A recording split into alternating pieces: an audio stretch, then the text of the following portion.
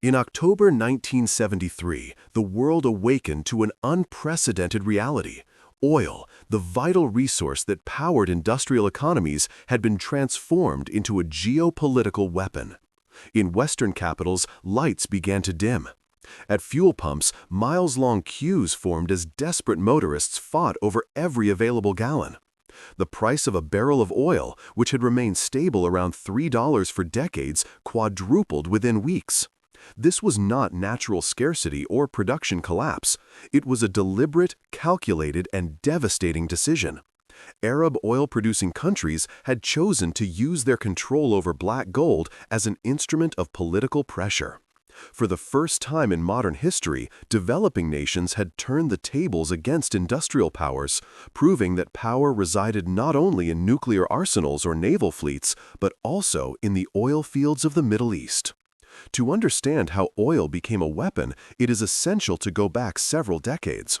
Throughout most of the 20th century, the international oil market was dominated by a cartel of Western companies known as the Seven Sisters: Standard Oil of New Jersey, Standard Oil of California, Standard Oil of New York, Texaco, Gulf Oil, Royal Dutch Shell, and Anglo-Persian Oil Company. These corporations controlled everything from extraction to refining and distribution of the world's petroleum.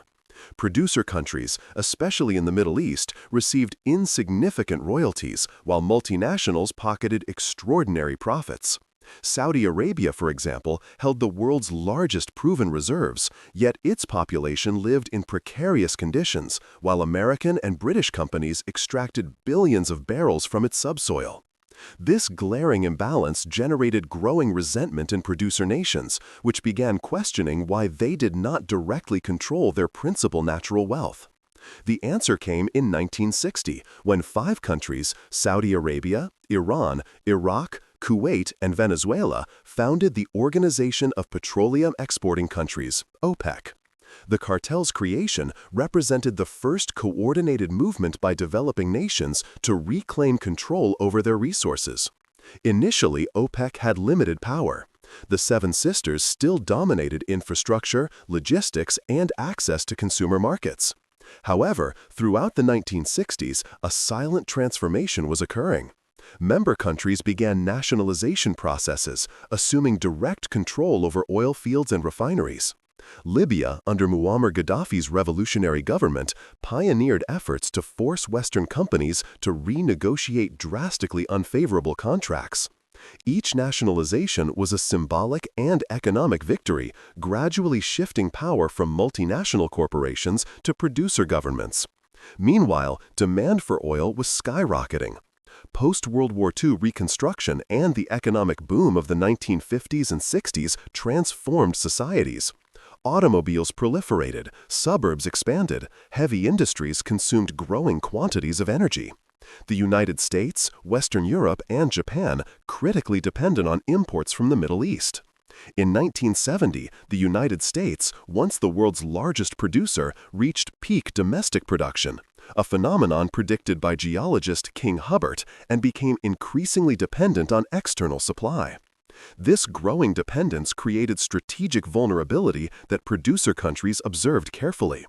The West had built its standard of living on energy foundations controlled by others. It was only a matter of time before this fragility would be exploited. The trigger came with the Yom Kippur War. On October 6, 1973, Egypt and Syria launched a coordinated attack against Israel during the holiest Jewish holiday. The initial offensive caught Israel by surprise, temporarily reversing humiliating defeats from the 1967 Six-Day War. However, massive military support from the United States allowed Israel to recover and counterattack. American aircraft transported tons of weaponry and equipment to Israeli forces. This explicit support infuriated Arab countries, especially those that had suffered territorially from previous Israeli expansions. Arab leaders saw in the war not just a regional conflict, but a historic opportunity to pressure the West to reconsider its unconditional support for Israel. And they now possessed the perfect tool: oil.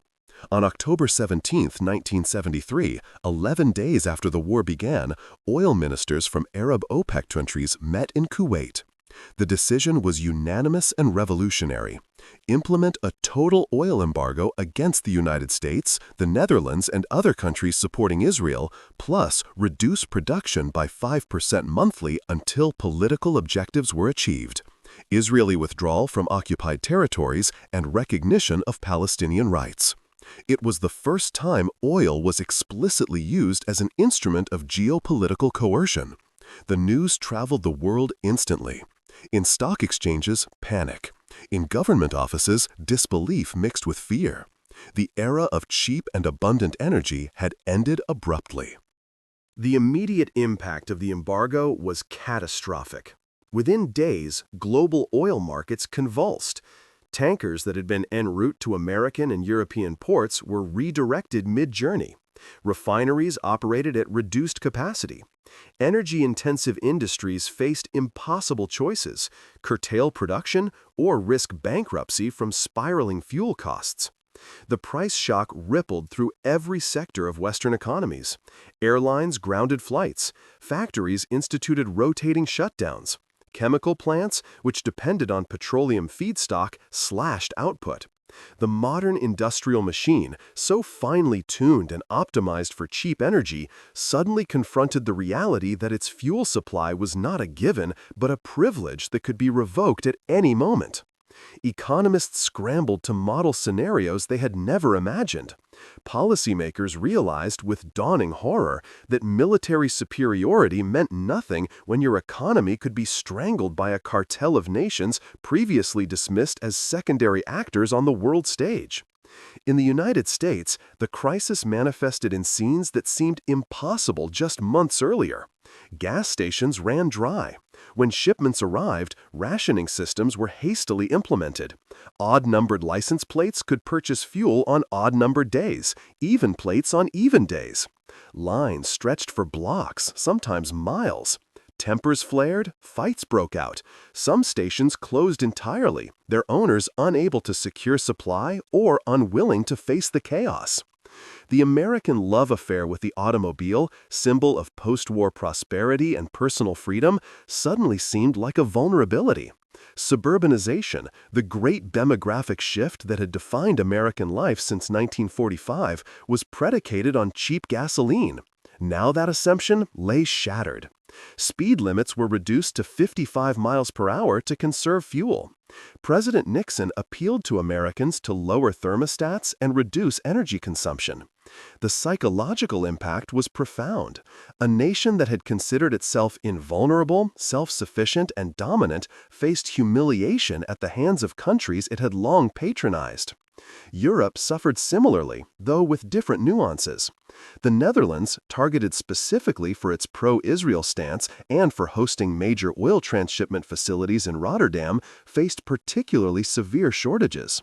The Dutch government implemented car-free Sundays, during which highways emptied and citizens rediscovered bicycles. In Britain, already grappling with economic stagnation and labor unrest, the oil crisis compounded existing problems. Coal miners, seeing their commodity suddenly more valuable, demanded substantial wage increases. When the government resisted, strikes ensued. Prime Minister Edward Heath imposed a 3-day work week to conserve electricity generated from increasingly expensive imported oil. British factories operated Monday through Wednesday, then sat idle. The nation that had pioneered the Industrial Revolution found itself unable to keep its lights on 5 days a week. The crisis exposed how deeply industrialized economies had become hostage to energy sources they neither produced nor controlled. Japan's vulnerability was even more extreme. The island nation imported virtually all its petroleum, with more than 80% originating from the Middle East. Japanese industry, rebuilt after World War II into an export powerhouse, consumed enormous quantities of energy. Electronics factories, steel mills, automobile assembly plants all depended on uninterrupted fuel supply. When the embargo hit, panic gripped Tokyo. The government immediately dispatched diplomatic missions to Arab capitals seeking exemptions and guarantees. Japanese officials made clear their willingness to reconsider Middle East policy, distance themselves from American positions, and adopt more neutral stances on Israeli-Palestinian issues. This diplomatic pivot illustrated the embargo's effectiveness. Nations were recalculating geopolitical alignments based on energy security rather than ideological affinity or Cold War considerations. The crisis forced a brutal reckoning. Loyalty to allies was one thing, but economic survival was paramount. The architects watched with satisfaction as their strategy unfolded. Saudi oil minister Sheikh Ahmed Zaki Yamani became the face of OPEC power. His statements scrutinized globally for hints about production levels and price directions. Arab leaders had proven that resource control could achieve what military force had not, compelling Western attention to their political grievances. The embargo was not merely economic retaliation, it was a sophisticated attempt to reshape international relations. By demonstrating their willingness to sacrifice short-term revenue for long-term political goals, OPEC countries shattered the assumption that they would always prioritize profit over principle. Western governments had operated under the belief that producer nations would never seriously disrupt supply because they needed oil revenues.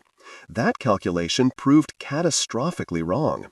The willingness to endure economic pain for political leverage represented a new kind of power, one that traditional military and economic metrics had failed to anticipate. Yet, the embargo was not without complications for its implementers. Maintaining unity among diverse Arab states with competing interests proved challenging. Some countries, like Saudi Arabia, had massive reserves and could afford prolonged production cuts.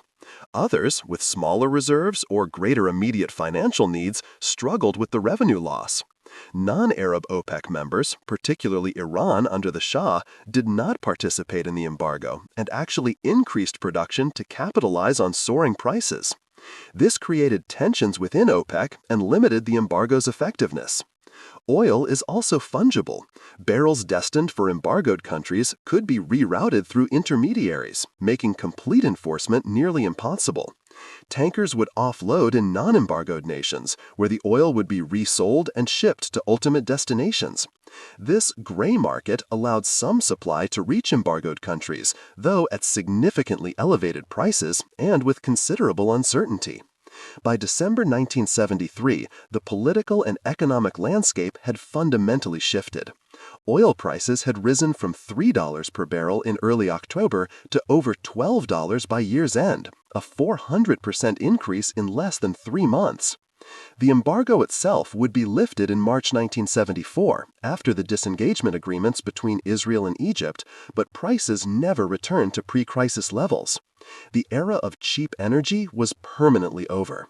OPEC had demonstrated its power, and producer countries realized they had been undervaluing their most critical asset. The psychological barrier had been broken. Oil was no longer just a commodity traded on market principles. It was a strategic resource whose price reflected geopolitical realities as much as supply and demand fundamentals. The world had entered a new age, one where energy security would dominate international relations for decades to come. The long-term consequences of the 1973 oil crisis extended far beyond temporary fuel shortages and price spikes. The embargo fundamentally restructured the global economic order, triggering what economists would call stagflation, the toxic combination of stagnant growth and accelerating inflation that defied conventional economic theory. For decades, policymakers had operated under the Phillips curve assumption that unemployment and inflation moved inversely. You could have one or the other, but not both simultaneously. The oil shock shattered that paradigm. As energy costs exploded, production expenses surged across every industry. Companies passed these costs to consumers through higher prices, generating inflation. Simultaneously, expensive energy reduced consumer purchasing power and forced businesses to cut production and employment, creating stagnation. Western economies found themselves trapped in a nightmare scenario their economic models insisted was impossible. Central banks faced an excruciating dilemma: raise interest rates to combat inflation and risk deepening recession, or maintain accommodative policy to support growth and watch prices spiral upward. The crisis accelerated the decline of heavy industry in developed nations. Energy-intensive sectors like steel production, chemical manufacturing, and aluminum smelting became increasingly uncompetitive. When energy was cheap, inefficiencies could be tolerated. When oil prices quadrupled, every inefficiency became a threat to survival. American steel mills, already facing competition from more modern Japanese and European facilities, struggled with outdated infrastructure that consumed excessive energy. The economics of production shifted dramatically. Industries began relocating or shutting down entirely. The Rust Belt, the industrial heartland stretching from Pennsylvania through Ohio, Michigan, and into Illinois, began its long decline as factories closed and workers were laid off. Cities that had thrived on manufacturing faced economic devastation. Detroit, once synonymous with American industrial might, entered a spiral of decline that would continue for decades. The social fabric of these communities unraveled as unemployment soared, tax bases eroded, and populations migrated seeking opportunities elsewhere. For producer nations, the embargo and subsequent price increases brought unprecedented wealth. Petrodollars, revenues from oil exports, flooded into countries that had been relatively poor just years earlier. Saudi Arabia's oil revenues exploded from less than $3 billion in 1972 to over $40 billion by 1974. Similar windfalls enriched Kuwait, the United Arab Emirates, Iraq, and other exporters. This sudden wealth transformed societies almost overnight. Governments embarked on massive infrastructure projects, building highways, airports, hospitals, and universities. Skylines changed as modern cities rose from desert landscapes. Citizens received generous subsidies, free education, healthcare, and in some cases, direct cash payments. The ruling families consolidated power by distributing oil wealth in ways that maintained social stability and political loyalty. Yet this wealth also brought challenges. Economies became dangerously dependent on a single commodity. When oil prices fluctuated, national budgets swung wildly. The sudden influx of money also generated corruption, as contractors, middlemen, and officials siphoned off percentages of megaprojects. The resource curse became evident. Nations blessed with natural wealth often struggle to develop diversified, sustainable economies. The petrodollar phenomenon also reshaped international finance. Oil exporters accumulated enormous dollar reserves that needed to be invested. Much of this money flowed back into Western financial markets, purchasing government bonds, real estate, and corporate equity. Arab investors became significant players in London, New York, and other financial centers. This recycling of petrodollars helped finance Western government deficits and provided capital for investment, creating a complex interdependence. Producer nations needed secure places to store their wealth. Consumer nations needed capital inflows to offset trade deficits created by expensive oil imports. Banks also recycled petrodollars by lending to developing countries, particularly in Latin America and Africa, which needed financing to pay for their own increased oil import costs. This lending boom would later contribute to the debt crises of the 1980s, when borrower countries found themselves unable to service loans taken during the petrodollar recycling era. Western governments responded to the crisis with multi-pronged strategies aimed at reducing energy vulnerability. Energy conservation became national policy. Fuel efficiency standards were imposed on automobiles. In the United States, the corporate average fuel economy standards forced manufacturers to dramatically improve miles per gallon ratings. Japanese automakers, already producing smaller, more efficient vehicles, gained significant market share in America at the expense of Detroit's gas-guzzling sedans. Buildings were retrofitted for better insulation. Thermostats were adjusted. Public awareness campaigns encouraged energy conservation. Governments also invested heavily in alternative energy research. Nuclear power, which had been expanding steadily, received renewed emphasis, despite growing safety concerns. Renewable energy technologies, solar, wind, geothermal, attracted research funding and pilot projects. The North Sea oil fields, previously considered marginally economic to develop, suddenly became viable and were rapidly exploited by Britain and Norway. Alaska's Prudhoe Bay reserves were developed, with construction of the Trans-Alaska Pipeline to transport crude to markets. These developments gradually reduced Western dependence on Middle Eastern oil, though the process took years and required enormous investment. The crisis also fundamentally altered diplomatic relationships. Energy security became a primary foreign policy consideration. The United States, which had maintained relatively detached relationships with Gulf monarchies beyond basic oil contracts, now cultivated deeper strategic partnerships. Military and intelligence cooperation intensified. Arms sales to Saudi Arabia and other Gulf states surged as the U.S. sought to secure friendly regimes controlling critical oil supplies. This strategic alignment would have profound long-term consequences, entangling American foreign policy with regimes whose internal practices often contradicted stated American values regarding democracy and human rights. The Carter Doctrine, announced in 1980, explicitly declared that any attempt by outside forces to gain control of the Persian Gulf region would be regarded as an assault on vital American interests and repelled by military force if necessary. Energy security had become a core component of national security doctrine. The 1973 crisis also demonstrated the limitations of military power in the modern world. The United States possessed overwhelming military superiority, including nuclear weapons, yet found itself helpless against an economic embargo. There were discussions in Washington about potential military responses, seizing oil fields to ensure supply, but such options were recognized as impractical and potentially catastrophic. Military occupation of producing regions would require enormous forces, face inevitable resistance, disrupt production, and trigger unpredictable global consequences. The crisis illustrated that in an interconnected world economy, non-military forms of power could be equally or more effective than traditional hard power. Economic interdependence created mutual vulnerabilities that could be exploited. This realization shaped strategic thinking for decades, emphasizing the importance of economic security, resource access, and the complex interplay between economics and geopolitics in ways that pure military calculations could not capture. The 1973 oil crisis left an indelible mark on global consciousness, fundamentally altering how nations understood power, security, and interdependence. The shock reverberated through the following decades, influencing everything from automotive design to urban planning, from monetary policy to military strategy.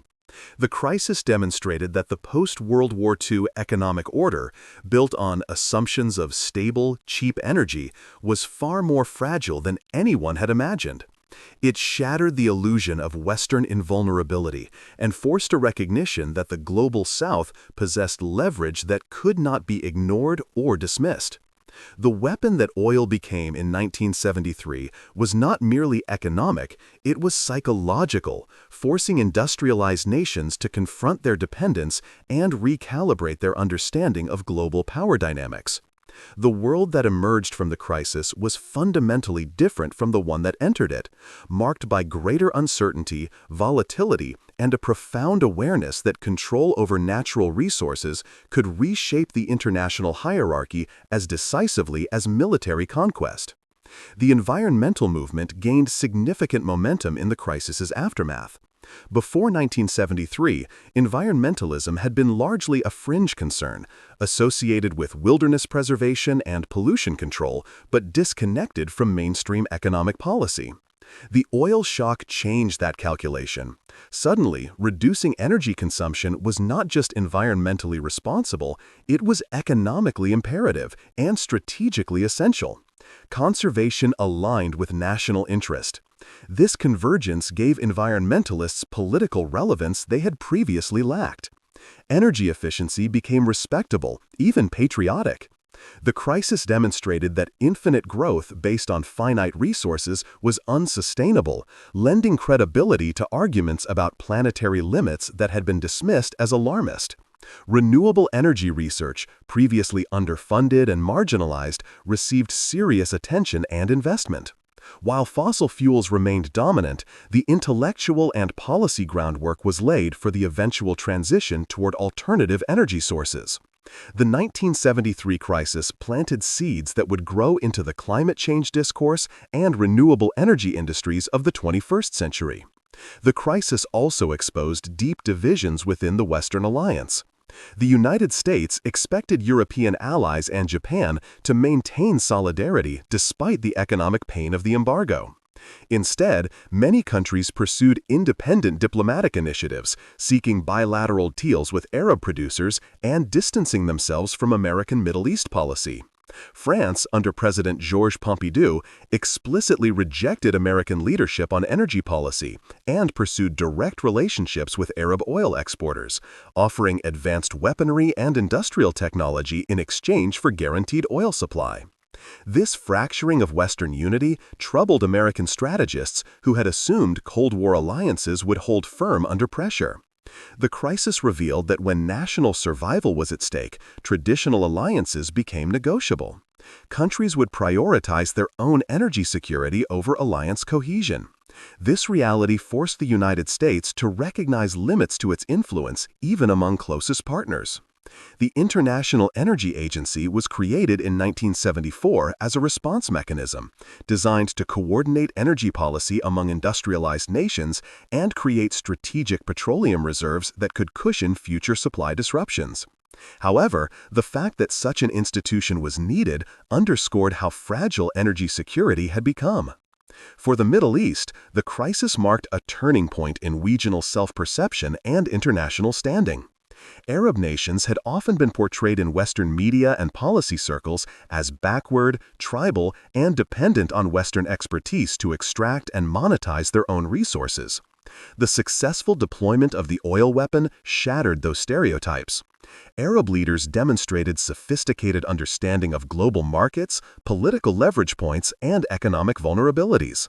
The embargo was not an impulsive emotional reaction, but a calculated strategic move that achieved its objectives, forcing international attention to Arab grievances regarding Israel and demonstrating that producer nations could not be taken for granted. This success generated confidence and assertiveness that reshaped regional politics. Oil wealth funded Palestinian causes, Islamic institutions, and pan-Arab initiatives. It also, unfortunately, funded extremism and conflicts that would plague the region for decades.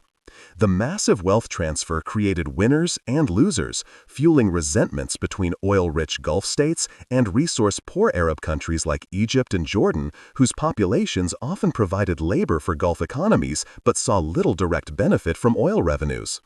The crisis accelerated geopolitical shifts that were already underway but might have taken decades longer without the oil shock catalyst. The Soviet Union, itself a major oil producer, initially benefited from high prices that brought windfall revenues. However, the crisis ultimately contributed to Soviet decline in unexpected ways. High oil prices in the 1970s masked economic inefficiencies in the Soviet system and discouraged necessary reforms.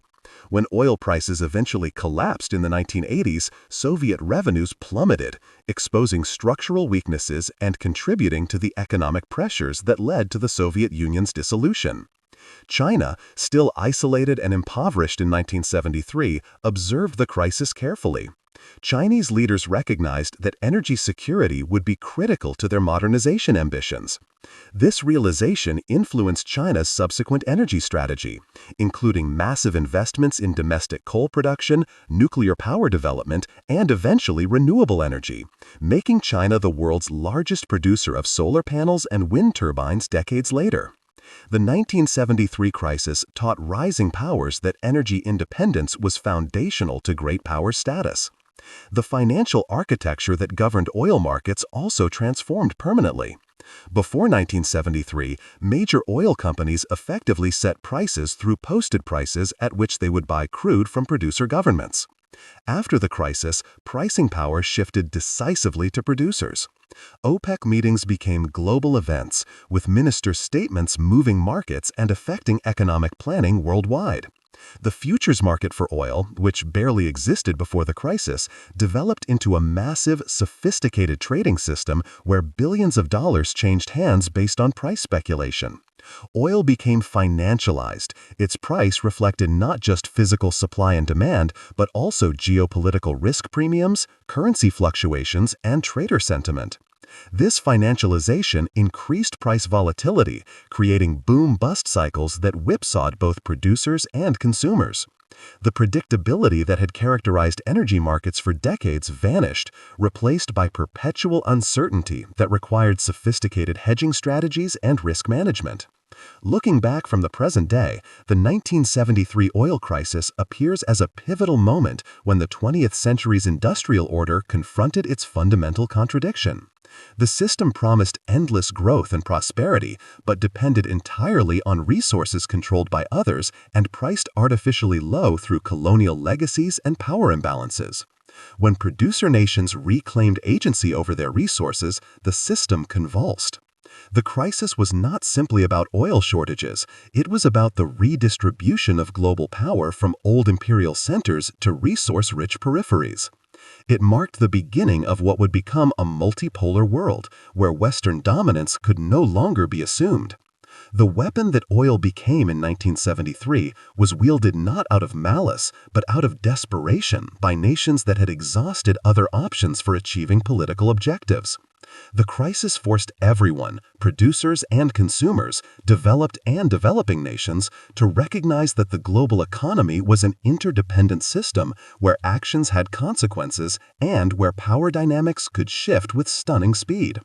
The lessons learned in those tumultuous months of 1973 and 1974 continue to resonate, reminding us that resources are power, that dependence creates vulnerability, and that the global order is never as stable as it appears until the moment it fractures.